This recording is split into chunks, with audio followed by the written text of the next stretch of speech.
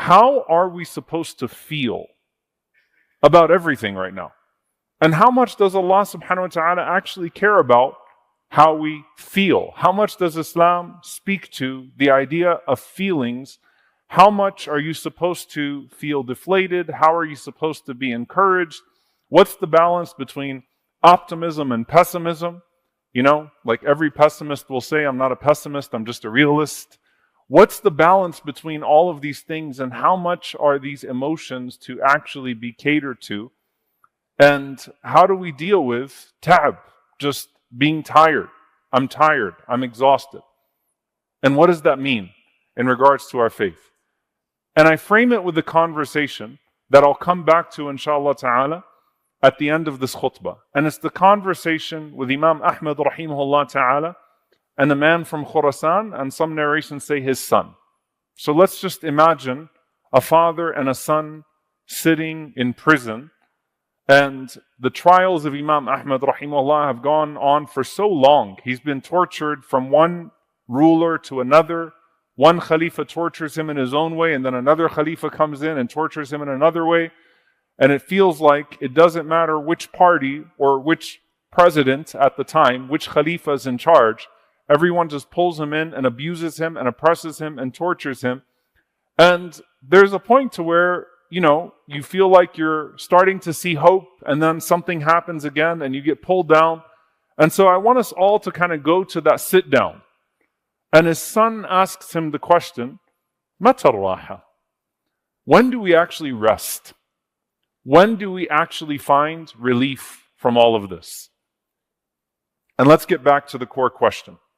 How much does Allah subhanahu wa ta'ala want us to feel better about our life circumstances, about our world circumstances, about our pursuit, versus how much does Allah subhanahu wa ta'ala want us to respond to the call with a certain type of discipline?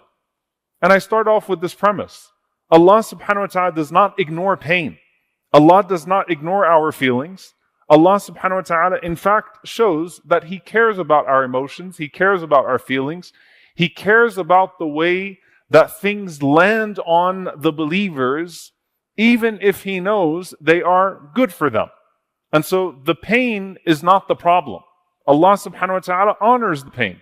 وَلَا تَهِنُوا وَلَا تَحْزَنُوا وَأَنْتُمُ الْأَعْلَوْنَ إِن كُنْتُم مُؤْمِنِينَ. Do not grieve. Don't lose heart. Don't feel fear, because you are indeed the victorious party so long as you remain upon belief. We know that what they say about you, يَحْزُنُكَ, it makes you sad. We understand the grief that you're feeling, O Prophet of Allah. Allah Azza wa Jal even says, subhanAllah, just thinking about this hadith Qudsi, the end of it, and you can miss it if you're reading through it fast, especially the last line of a hadith. When Allah subhanahu wa ta'ala says, وَمَا تَرَدَّدْتُ عَنْ شَيْءٍ أَنَا فَاعِلُهُ تَرَدُّدِي عَنْ نَفْسِ الْمُؤْمِنِ. That I don't hesitate with anything that I do the way that I hesitate in taking the soul of a believer. Why? Is it because death is not good for the believer at the time that it is? No. يَكْرَهُ الْمَوْتِ وَأَنَا أَكْرَهُ مُسَاءَتَهُ. He hates death and I hate disappointing him. What a relationship with Allah subhanahu wa ta'ala. He hates death and I don't like to disappoint him. Even though Allah knows that's the appointed time, وَلَا بُدَّ لَهُ مِنْهُ. That is, what every inevitable ending looks like for every single person.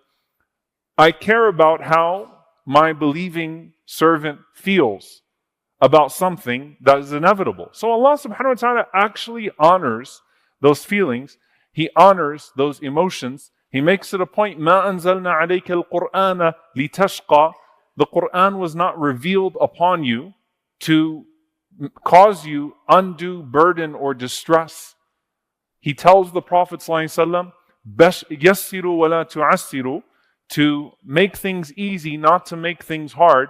And he says, بَشِّرُوا وَلَا تُنَفِّرُوا.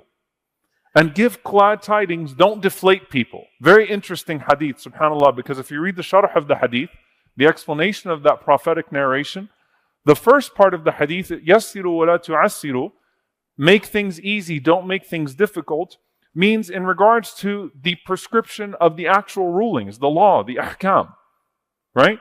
Allah wants for you ease. How does He want for you ease? He says it in the Quran. If you're sick, you don't have to fast. If you're on a journey, then you're excused. There are certain dispensations and concessions that are embedded within the law so that there's yusr. It's not usr.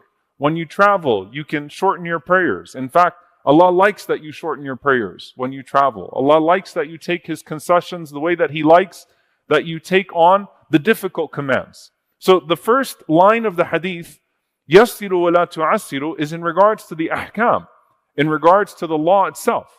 The second line, bashiru wa la tunaffiru, give people glad tidings, don't deflate them, speaks more to the delivery and the way it's going to land and how people should not be told things in a way that they're going to feel like salvation is impossible and Allah's mercy is inaccessible and that halakan nas, everything is done. They should not be made hopeless and fall into despair. So all of this is actually deeply evident through the Quran and through the Sunnah of the Prophet ﷺ that Allah does actually care how we feel.